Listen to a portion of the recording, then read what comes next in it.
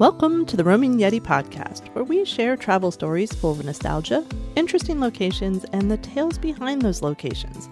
I am your host and head Yeti, Beth Scalacci. It's spooky season. So I thought I would send our favorite Yeti, Addi, out to check out some interesting haunted locations throughout the U.S. Because, quite frankly, I am too much of a scaredy cat to do it myself. So let's open her field notes and see what haunted locations she has in store for us. Wow. She's brought us so many. I think I'm going to break this down into 2 shorter episodes. So you ready to get scared? Let's roam. Our first stop is the Eastern State Penitentiary in Philadelphia, Pennsylvania. And this former prison was once known for its harsh conditions and solitary confinement. Believe it or not, today it's a popular tourist attraction, but it's also said to be one of the most haunted places in the United States. The penitentiary was constructed in the early 19th century, and it operated as a prison from 1829 all the way till 1971. And it was designed with this they call it revolutionary idea, but it sounds awful.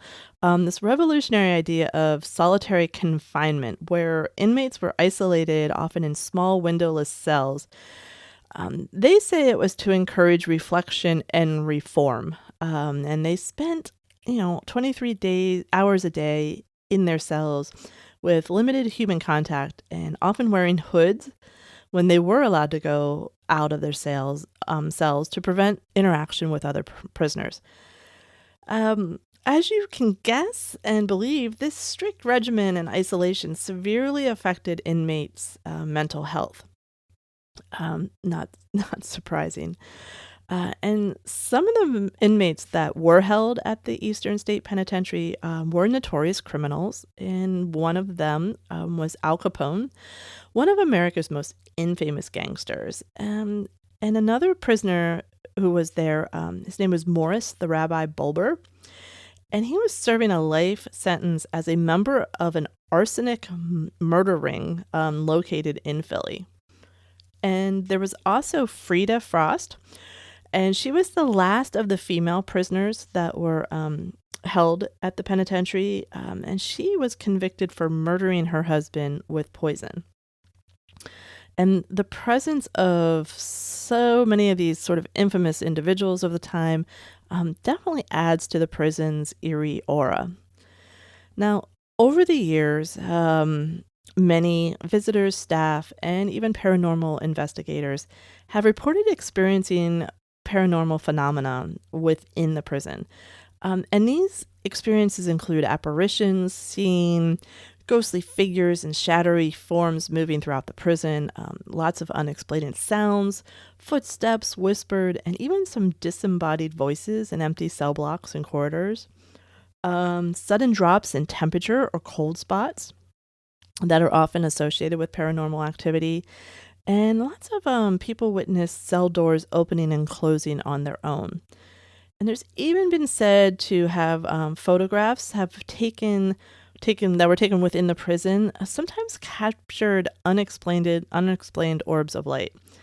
Like I said, you can still visit the penitentiary if you dare, and they actually have Halloween nights that have 5 haunted houses, if you're up for the scares, and I've heard it's one of the scariest haunted houses out there. So if you've ever been, I would love to hear from you and details, because that is something I'm not going to go experience on my own. So there's that. Next up, we're going to head south to Myrtles Plantation, which is located in St. Francisville, Louisiana. The Myrtles Plantation was built in 1796, and it has a rich but troubled history. Originally, it was a working plantation, and like many southern plantations, it was associated with slavery and the hardship endured by the enslaved individuals. So the plantation had several owners over the years, and some experienced tragedies during their ownership. The most famous owners were the Woodruffs. Judge Clark Woodruff and his wife, Sarah Matilda Woodruff, purchased the Myrtles Plantation in 1820, and they acquired the property from General David Bradford, who was known for his involvement in the Whiskey Revolution. Clark Woodruff was a prominent figure in the local community, and he served on as a judge and held other positions in the legal and political realms. So that's all, good and fine, but what are the legends? What are the hauntings, Well, here's a few. One of the most famous legends associated with the Myrtles involves a slave named Chloe. According to the story, Chloe was a slave who had her ear cut off as punishment, and in seeking revenge, poisoned the family with oleander leaves. The poison caused the death of Sarah Woodruff and her 2 children. And as punishment for the poisoning deaths, Chloe was hung, but it is said that her ghost still haunts the plantation to this day. William Winter was a former owner of the Myrtles Plantation, and he was said to have been murdered on the front porch in 1871. And his ghost is said to be seen walking the grounds of the plantation, and his footsteps can even be heard in the hallways of the house. There's also a mirror in the house that is said to be haunted by the ghost of Sarah Woodruff and her 2 children. So when people look in the mirror, they sometimes see the ghost of Sarah and her children. I'm going to be a pass too. I told you I'm a scaredy cat. The Myrtles Plantation continues attracting visitors interested in both its historical significance and its alleged paranormal activity. So whether one believes in the hauntings or not, this plantation also offers a glimpse into the complex history of our South and enduring allure of ghostly legends. This next location is actually one that is on my to-do list, and I really hate to say that when I lived in the San Jose area, I never made it to visit. I visited a lot of places, Alcatraz and other places, but I did not make it to the Winchester Mystery House. The Winchester Mystery House is in San Jose, California, and Sarah Winchester was the widow of gun magnate William Winchester. She built this bizarre mansion starting construction in 1886 and continued to build nonstop until she died in 1922. Now, Sarah believed she was cursed by the ghost of people killed by Winchester rifles. So she built the house to confuse and trap the spirits. The Winchester Mystery House is a sprawling structure with over 160 rooms, 2,000 doors, 10,000 windows, and 47 staircases.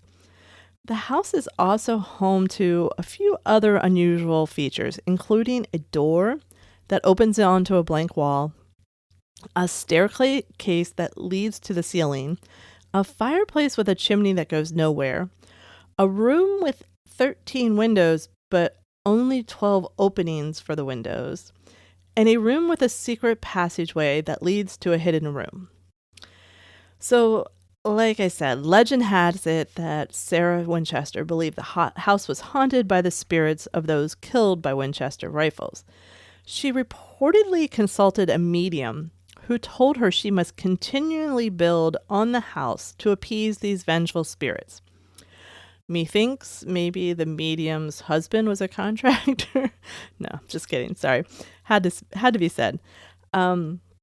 But it is said that she never slept in the same bedroom twice, and constructed secret passageways, dead-end hallways, and other baffling architectural elements to confuse the spirits. Over the years, visitors and staff at the house have reported various paranormal experiences, including footsteps, seeing apparitions, and even encountering other unexplained phenomena. Some have even claimed to have seen the ghost of Sarah Winchester herself, while others have reported ghostly workmen still laboring on that never-ending construction job. While the legend of Sarah Winchester's ghostly motivations has persisted, some historians actually question the accuracy of this narrative and suggest that maybe just personal beliefs and architectural trends of the time may have influenced her eccentric architectural choices instead. So the Winchester Mystery House remains a fascinating and mysterious place. It's known for its ghostly legends and also its architectural oddities. So whether you're interested in the paranormal reputation or its historical significance, it definitely provides a unique experience for the visitor. So moving on from the Mystery Mansion, we're heading to a cave, and specifically the Bell Witch Cave, which is a karst cave, and it's located in Adams, Tennessee. And it's near where the Bell Farm once stood. The cave is approximately 490 feet long. And the Bell Witch Cave is thought to have been formed millions of years ago by erosion of limestone by the groundwater. And Native Americans used the cave for centuries. And there is evidence of their occupation within that cave. But when we look at the early 1800s, the Bell family settled on the land where the cave was located. And the Bell family began to use the cave for storage and shelter during storms. So what or who is the Bell Witch? Well, the Bell Witch is one of American history's most famous ghost stories. It all started in 1817 when the Bell family in Adams, Tennessee started experiencing strange phenomena. They heard disembodied voices, saw strange lights, and were even physically attacked by an unseen entity. Now, the Bells believed that this witch that was haunting them was a witch that was haunting them, and they actually called her Kate Batts. Now, Kate was a neighbor of the Bells who believed that John Bell had cheated her in a land purchase. However, no one knows if Kate Batts was actually the Bell Witch or not. So these Bell Witch hauntings lasted for 3 years, and it was one of the most well-documented cases of paranormal activity in American history. The haunting was investigated by several people, including Andrew Jackson, who at the time was the governor of Tennessee. Strangely enough, the Bell Witch haunting ended in 1820 with the death of John Bell. Some people believe that the Bell Witch was responsible for his death, while others believe he simply died from natural causes. The Bell Witch haunting is such a fascinating and mysterious story. It is a story that is told and retold for over 200 years, and it is a story that continues to capture the imagination of people. You can visit the cave where they provide guided tours, and if you're brave enough, you can also book a lantern tour for a more spooky experience. So from Tennessee, we're going to head to West Virginia to the Trans-Allegheny Lunatic Asylum, which is a massive hand-cut stone building in Weston, West Virginia. It was built between 1858 and 1881, and it's the largest hand-cut stone masonry building in North America. And it's the second largest in the world, right behind the Kremlin.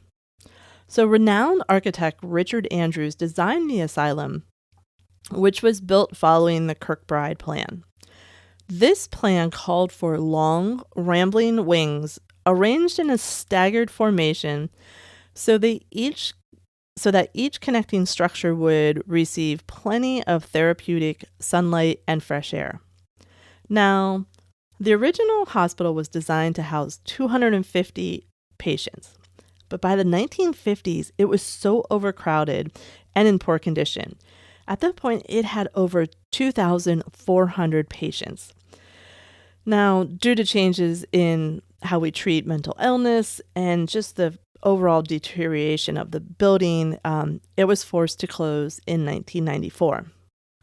Now, today, The Trans-Allegheny Lunatic Asylum is a popular tourist destination, and it's known for its haunted reputation. Visitors have reported seeing strange lights, hearing disembodied voices, and even feeling like unseen hands are touching them. Nope, no thank you. Little Lily is actually one of the most famous ghosts at the asylum, and the story goes that Lily's mother, Gladys, was sent to the asylum after being raped by Civil War soldiers. And Gladys gave birth to Lily in the asylum, but she died during childbirth. The nurses in the ward took pity on Lily and they named her. And Lily only had a home for a short time, though. When she was 9 years old, she got pneumonia and died. So now when people visit Lily's room, they bring her gifts like toys, stuffed animals, and candy. And some people say that the toys move on their own and that the candy disappears. They believe that this is Lily's way of playing with the visitors. If you ever visit the Trans-Allegheny Lunatic Asylum, be sure to stop by Lily's room. And if you bring her a gift, be sure to leave it in a place where she can find it. She might just play with it. Now, a lot of these locations that I've talked about, they, as you can hear, they have some pretty horrible histories. And they are places where people once lived and unfortunately died. So I just feel like if you do visit these places, please be respectful to the histories and remember that they're not just tourist attractions put together for our enjoyment. It's essential to respect the dead and the history of the place while visiting, please. So have you been to any of these? Are there any you want to visit on this list? Let me know on my social media accounts. And tune in next week when we will finish up the list with 5 more haunted locations in the U.S. And until then, I hope you enjoy these episodes and they inspire you to get out and roam, even in your own neighborhood. So please subscribe so you don't miss future episodes. And if you like what we're doing here, please leave a review and a rating. Also, to help support us, please head to yeti2shop.com to pick up some Roaming Yeti merch. I'll talk to you soon, and keep roaming.